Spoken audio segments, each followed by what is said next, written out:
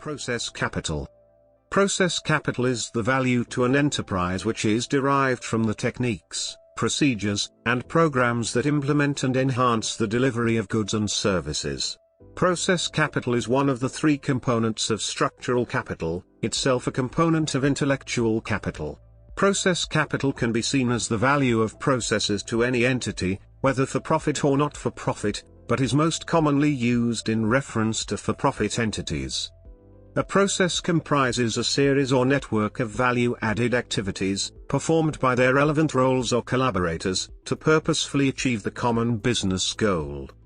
Process capital can be created and enhanced by using business process mapping, business process modeling and business process management. Roots. Process capital in organizations. Organizations invest in process capital in order to build a company's unique infrastructure for achieving operational and strategic goals. Given the dynamics of industry and technology, the development of process capital evolves and interacts with environmental changes. Organizations have invested in information technology, IT, and organizational change programs to build process capital for achieving business excellence through customer satisfaction. The vast investments include IT infrastructure implementation, quality improvement projects, process redesign projects, and various process integration projects. Although process capital plays an important role in organizing resources, processing information, interacting with stakeholders, and delivering organizational values, few studies have discussed its specific content, and it is rare to focus attention on the level of its management. Instead, process capital has usually been hidden in the measurement of IT investment or organizational intellectual capital as an intangible element of organizational assets. Failure to treat process capital as a separate and unique management issue is widespread among both businesses and researchers because most of the systems and processes within the organizations are interdependent. Therefore, a systematic approach to measuring process capital is necessary in order to manage process potential to its full extent. Definition. Capital is something owned which provides ongoing services. In the national accounts, or to firms, capital is made up of durable investment goods, normally summed in units of money. Process capital, in practice, embraces the practical knowledge of operations, techniques, and employee programs in the effort to extend and enhance the efficiency of manufacturing or the delivery of products and services for long-term value. Failure to treat process capital as a separate and unique management issue is widespread among both businesses and researchers because most of the systems and processes within the organizations are interdependent. Therefore, a systematic approach to measuring process capital is necessary in order to manage process potential to its full extent. Strategy development. Process capital is essential for strategy development and implementation. Business processes are large with technology, location and other factors combining to generate limitless possibilities. Throughout the process of developing and appropriating technology-enabled processes, collective brain power is formalized, captured, and leveraged to produce an asset of higher value and affect organizational performance in all aspects. Organizational performance. Organizational performance can include the operational, managerial, and strategic impacts of different business efforts on the management of business processes. However, because organizational performance is influenced by numerous factors, the benefits from process capital can be expected to take up to several years to filter through the various levels of business performance. For example, a process integration technology may take months to develop and transform into real processes and to generate increased productivity. In addition, after processes emerge into business operation, greater managerial and strategic performance may appear later. Therefore, it is important to use proper measures to reflect process value for both the short and long term. Measuring process capital. Input method. The input method is measured by the resources invested in process capital for business operations. In economic terms, this is expected to predict the future value of the processes. The two measurement indicators for this method are investment in information technology and administrative expenses. Firm size and industry type are the two controlled variables that are used in all three methods. Output method. The output method is measured by the total effort of managing the technology and operations which achieve business effectiveness. The process indicators measure the actual value of labor productivity, such as profit per employee, to determine the contribution to the firm's overall productivity. This method is based on reviewing past performances to predict future results. Management capability. Management capability is the capability of constructing and coordinating resources to integrate and develop processes to respond to changing business conditions. The method measures the value of the process capital at the time of the measurement as a percentage change of the productivity compared to the previous year. Green capital.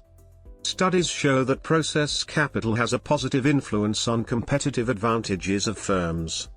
Competitive advantage. Companies engaging in environmental management and green innovation actively can not only minimize production waste and increase productivity, but also charge relatively high prices for green products, improve corporate images, and thereby obtain corporate competitive advantages under the trends of popular environmentalism, consciousness of consumers, and severe international regulations of environmental protection. Therefore, the stocks of organizational capabilities, organizational commitments, knowledge management systems, reward systems, information technology systems, databases, managerial institution, operation processes, managerial philosophies, organizational culture, company images, patents, copyrights, and trademarks, etc. About environmental protection or green innovation within a company can help companies obtain competitive advantages. Measuring green capital. The measurement of green structural capital comprises the following 9 items. 1. Whether the management system of environmental protection in the firm is superior to that of its major competitors. 2. Whether innovations about environmental protection in the firm are more than those of its major competitors. 3. Whether the profits earned from environmental protection activities of the firm is effective green intellectual capital on competitive advantages of firms 277 more than that of its major competitors. 4. Whether the ratio of investments in R&D expenditures about environmental protection in the firm to its sales is more than that of its major competitors. 5. Whether the ratio of employees about environmental management to the total employees in the firm is more than that of its major competitors. 6. Whether investments in environmental protection facilities in the firm are more than those of its major competitors. 7. Whether the competence in the development of green products in the firm is better than that of its major competitors. 8. Whether the overall operation processes about environmental protection in the firm work smoothly. 9. Whether the knowledge management system about environmental management in the firm is favorable for the accumulation and sharing of the knowledge of environmental management. Process capital and nursing. Process capital is one of the 3 components of structural capital. Nursing structural capital is knowledge converted into information structures that nurses can use to assist with their clinical decision-making and care planning. Nursing structural capital in the form of practice guidelines, care maps or protocols is believed to provide relevant information to nurses for improving the quality of care they deliver. Care maps, practice guidelines and protocols have been found to contribute to improved patient outcomes and reduce the rate of adverse events. Transforming human capital to structural capital. Distinguishing between information elements. The intellectual capital model distinguishes between 3 distinct elements: human capital, structural capital, and relational capital. Leadership represents ideas of human capital, the intellectual value of the employees in a firm. All intellectual capital first originates as human capital. Innovation and process capital represents components of structural capital, elements that show the legal and process value of the company. Innovation capital includes embodied knowledge sets like patents and copyrights. Process capital tends to consist of more intangible elements of a tacit knowledge set which includes process technologies. In other words, structural capital consists of elements with which the firm's members interact to create more knowledge or get the work done. Relational capital is moderated by cultural capital, and both of these elements represent the knowledge needed to provide ongoing value-added relations with shareholders. Figure 1 Source. Key principle. The key principle illustrated in Figure 1 is that no element of intellectual capital by itself creates ongoing value for the firm, but is value creating only when interacting with other elements of the intellectual capital model. Thus, the true nature of the intellectual capital machine within the firm is dynamic and with reference to measurement issues. Measuring one element may affect the measurement of another, and once measurements are made of the element, its magnitude and direction of flow may have already changed. Total knowledge of the intellectual capital system through measurement is impossible. Institutionalization issues. A problem that may result from narrowly defining the knowledge stocks to be measured is that of reification and institutionalization of such stock.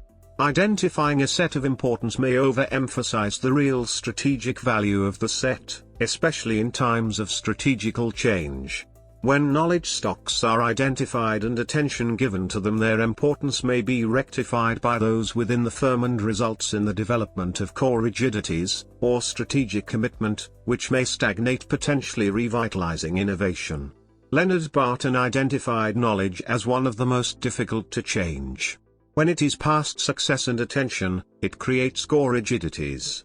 The term she uses to demonstrate the basic principle is a way of seeing is also a way of not seeing.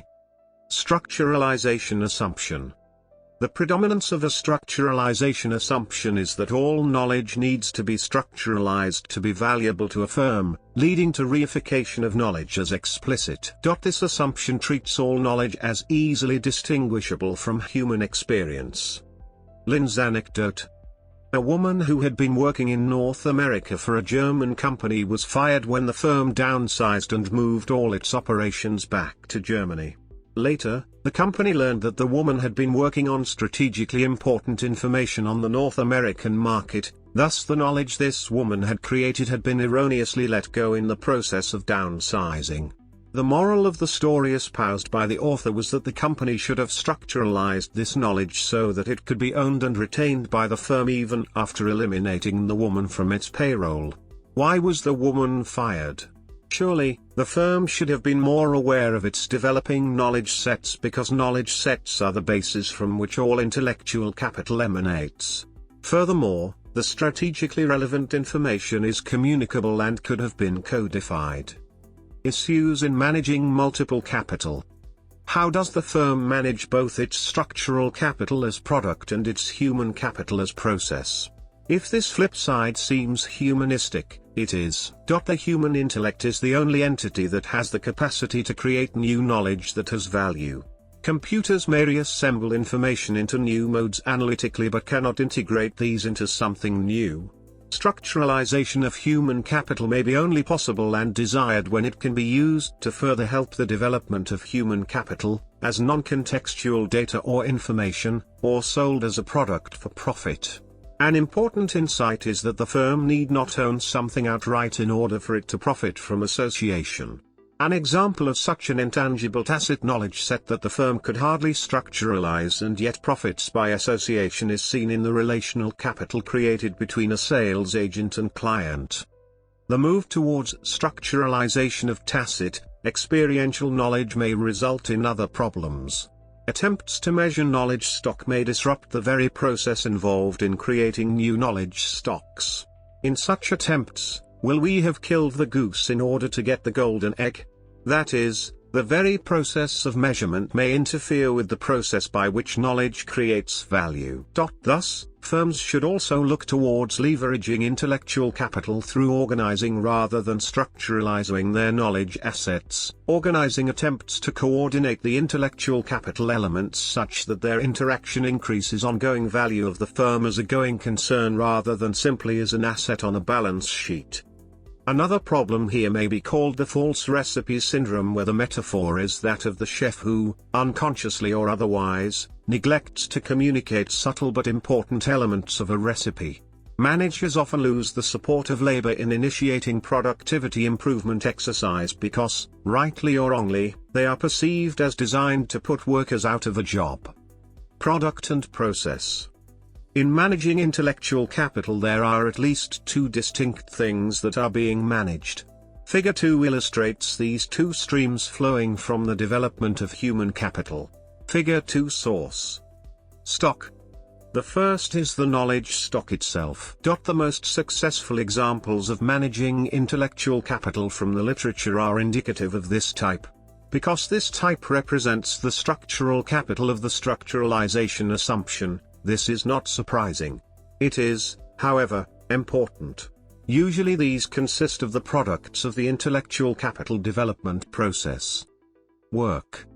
The second thing being managed is the knowledge work itself. This is more difficult to manage than the first because of its intangible nature. Inevitably, the knowledge worker will be the best equipped to understand the full requirements of any particular job.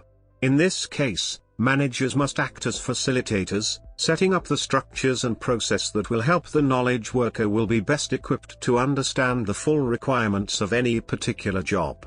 In this case, managers must act as facilitators, setting up the structures and processes that will help the knowledge workers' development and allow for the efficient interaction of human capital with the other elements of the intellectual capital framework.